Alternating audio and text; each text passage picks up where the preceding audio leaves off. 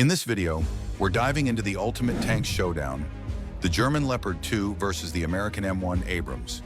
These are two of the most powerful tanks in the world, each built with top-level firepower, protection, and technology. But if they ever faced each other in real combat, which one would actually win? To find out, we'll break down the 10 key areas that matter most, like armor, weapons, speed, battlefield performance, and more. No hype, no guesses, just real facts, history, and data. Let's see which tank truly comes out on top. 1. Origins and design philosophy. The Abrams and the Leopard 2 were both born during the Cold War, but their creators had very different goals. The Abrams was built with survivability as the top priority. American engineers knew that future wars could be brutal, urban, and asymmetric. So the Abrams was loaded with layers of depleted uranium armor and a gas turbine engine that could handle anything thrown at it. Germany, on the other hand, focused on precision, mobility, and logistics. The Leopard 2 was designed to be faster, easier to maintain, and just as lethal without the fuel-hungry turbine. From day one, the Abrams was the tank you couldn't kill. The Leopard 2 was the tank you couldn't catch. 2. Firepower. Both tanks feature a 120mm smoothbore gun, but there's a catch. The Abrams uses a version made by the US based on the German Rheinmetall L44, while the Leopard 2A6 and newer variants use the more powerful L55 gun. That extra barrel length increases muzzle velocity, giving the Leopard a small edge in armor penetration.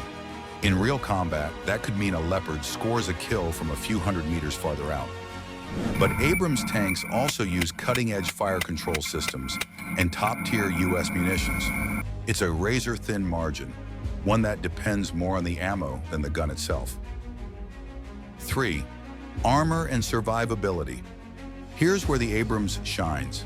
Its composite armor includes layers of depleted uranium, making it one of the toughest tanks ever built. In Iraq, Abrams tanks took direct hits from RPGs and still rolled forward.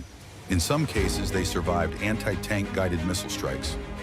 Leopard 2 tanks, especially the A7 variant, have improved armor too, but they've taken serious damage in Syria and Turkey, often against irregular forces using Russian-made weapons. Both tanks are vulnerable when ambushed from above or the rear. But face to face, the Abrams still has a reputation for being harder to kill. 4th, mobility.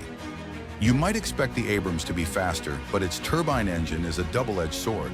It produces over 1,500 horsepower, making it powerful, but it also guzzles fuel and requires more maintenance.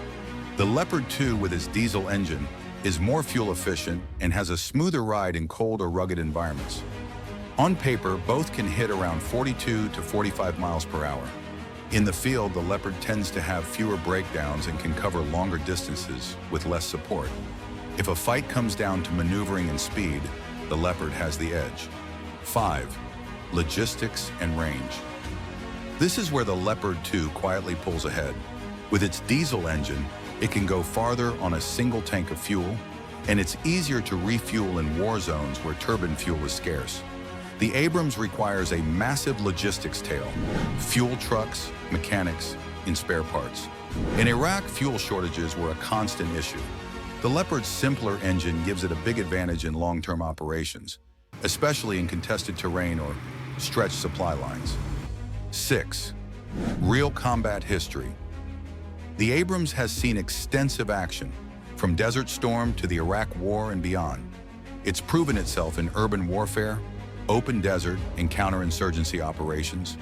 Crews trust it because it brings them home alive. The Leopard 2's combat record is more limited.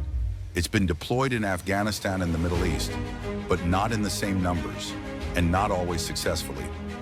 Turkish Leopard 2s took losses in Syria, raising questions about vulnerability in certain scenarios.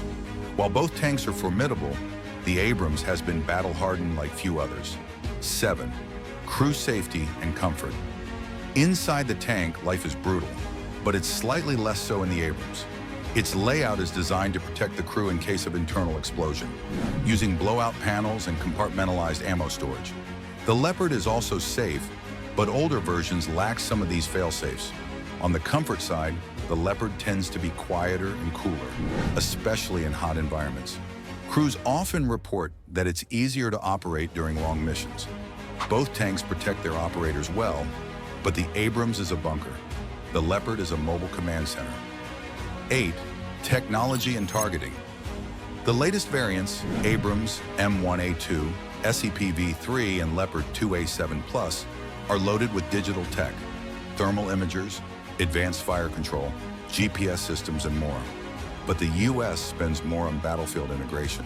Abrams tanks are now part of network-centric warfare, able to share targeting data across units and call in support faster. Leopard 2s are modernized, but integration varies by country. In a high-tech war, Abrams tanks are more likely to be fully synced into the bigger picture. 9. Maintenance and cost. The Abrams is expensive, both to buy and to maintain. That turbine engine?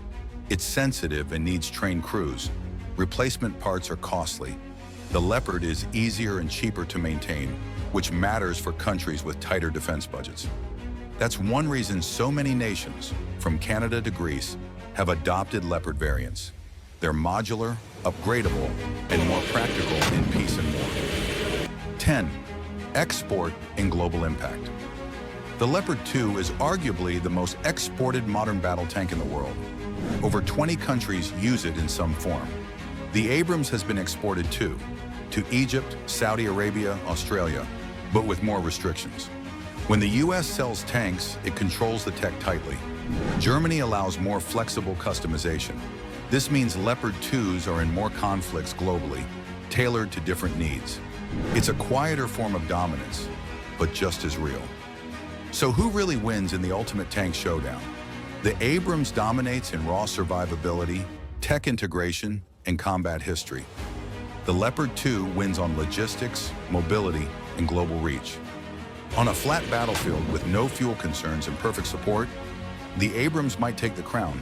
But in a real-world war with long supply lines, urban combat, and unpredictable terrain, the Leopard 2 makes a strong case. The truth? These tanks aren't rivals. They're reflections of different doctrines: American power projection versus European operational efficiency. And in the end, the winner would be decided not by specs, but by strategy, terrain, and the skill of the crew inside. If you want more deep dives like this one, subscribe and stay tuned. We've got more breakdowns coming your way. Which tank would you want backing you up in battle? Leopard 2 or Abrams? Drop your pick in the comments. Hit like if you learned something new, and don't forget to subscribe for more head-to-head military tech breakdowns.